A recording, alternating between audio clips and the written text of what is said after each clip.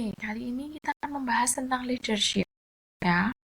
Masih dengan topik yang sama yaitu dalam fungsi manajemen leading, kita masuk ke bagaimana leadership itu sendiri atau kepemimpinan itu sendiri. Nah, kurang lebih tujuan pembelajarannya adalah seperti ini. Teman-teman nanti bisa baca sendiri apa yang akan kita bahas pada tahapan berikutnya tentang leadership. Leadership adalah proses seseorang mempengaruhi orang lain. Hal ini bisa untuk memotivasi dan mengarahkan aktivitas mereka nantinya sehingga tujuan organisasi kita bisa tercapai. Nah, perlu disadari bahwa pada intinya gaya kepemimpinan setiap orang itu berbeda.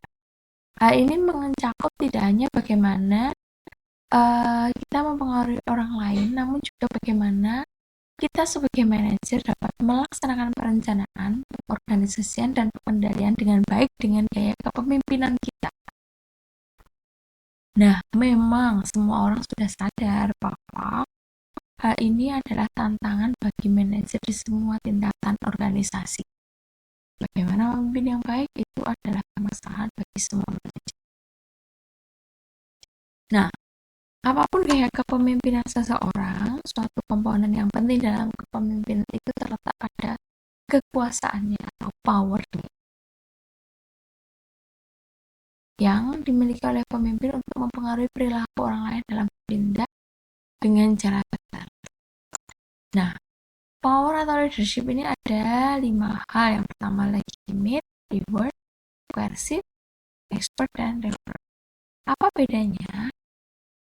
Legitimate power, di mana wewenang yang dimiliki oleh seorang manajer itu karena posisinya. Jadi dia ditakuti atau orang mengikuti dia atau dia memiliki kekuasaan karena memang posisinya itu sebagai manajer atau penguasa. Jadi kita harus mengikuti apa arahannya. Kekuasaannya atau kekuatannya atau powernya dia sebagai manajer terletak pada posisinya yang memang sebagai atasan. Berikutnya reward power.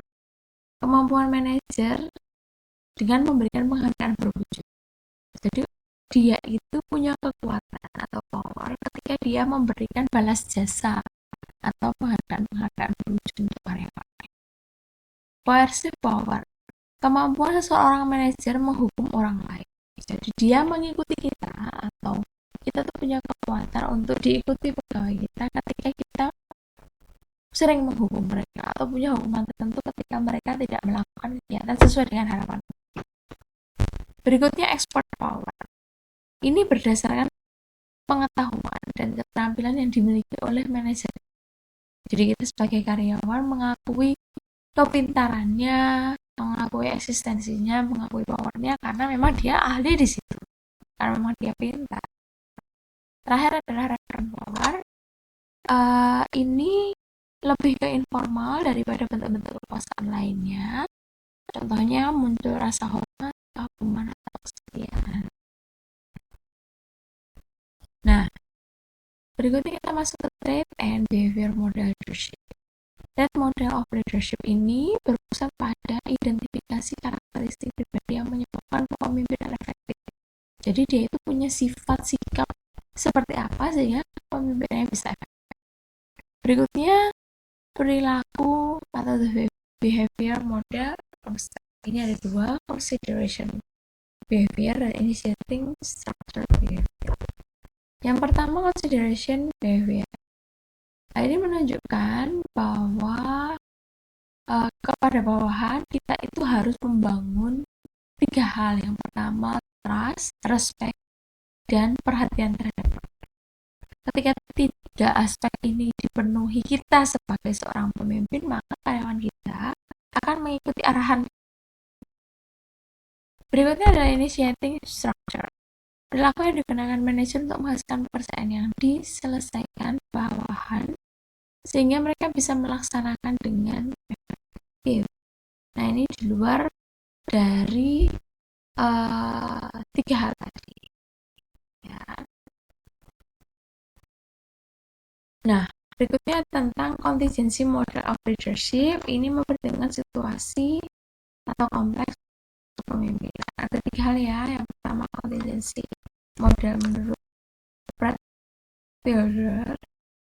Kemudian menurut Robert House, goal theory, dan terakhir leader substitute. Yang pertama, Fiedler contingency model. Dalam contingency model ini, Fiedler membantu menjelaskan mengapa manajer menjadi pemimpin efektif dalam satu situasi yang tidak efektif dengan yang lain. Nah, ini adalah gambar yang perlu kita pahami dalam membahas tentang Fiedler contingency model. Di mana yang pertama ini adalah tentang leader-member relation. Jadi relasinya antara leader dan member itu bagus atau tidak. Kemudian dihubungkan dengan situasi pekerjaannya itu bagaimana. Lalu dihubungkan lagi spesifik mengenai position power-nya dia terhadap proses. Ya.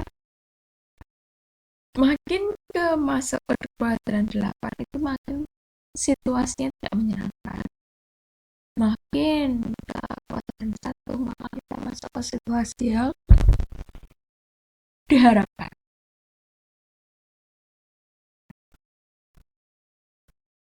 Oke, ini adalah gambarannya ya teman-teman ya. Fiedler contingency model itu adalah hubungan antara leader member relation, task structure, position power. Makin ke kanan situasinya makin menyenangkan, makin ke kiri situasinya makin menyenangkan. Nah, sekali lagi makin ke kanan itu makin menyenangkan, makin ke kiri itu makin menyenangkan. Nah, ini tadi penjelasan spesifiknya ya, tadi sudah saya jelaskan sebelumnya. Berikutnya kita masuk ke House-Pad goal theory. Dalam konteks ini, Pad goal theory merupakan satu model kontingensi karena menyatakan bahwa langkah-langkah yang harus diambil oleh manajer untuk memotivasi bawahan tergantung pada karakteristik bawahannya maupun jenis pekerjaan yang lain. Nah, dalam House-Pad goal theory ini ada 4 hal yang muncul. Yang pertama adalah directive behavior, ini serupa dengan initiative structure, meliputi penentuan tujuan dulu seperti apa, sehingga karyawan tahu langkah-langkah nyata yang harus dia lakukan untuk mencapai apa yang diharapkan. Kemudian supportive behavior serupa dengan consideration. Nah, ini meliputi menunjukkan perhatian kita terhadap bawahan.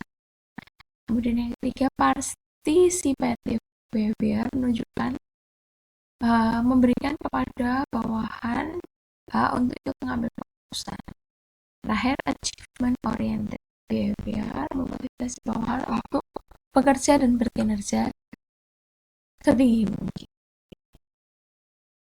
Lalu berikutnya adalah leader substitute, yaitu suatu karakteristik dari seorang bawahan atau situasi atau konteks yang mengganti pengaruh seorang pemimpin dan membuat kepemimpinan tidak diperlukan. Terakhir, tentang kepemimpinan transformasional. Ya, kepemimpinan ini adalah membuat bawahan menyadari pentingnya pekerjaan dan kinerja mereka bagi organisasi, sehingga menyadari kebutuhan mereka sendiri untuk pertumbuhan pribadi yang memberikan dampak positif. Dilakukan dengan bagaimana? Dengan menjadi pemimpin yang karismatik, dengan mendorong karyawan supaya bergairah untuk mengembangkan diri secara intelektual dan memperhatikan pengembangan bawahan. Oke teman-teman, topik tentang leadership sudah selesai. Selamat melanjutkan materi berikut. Terima kasih.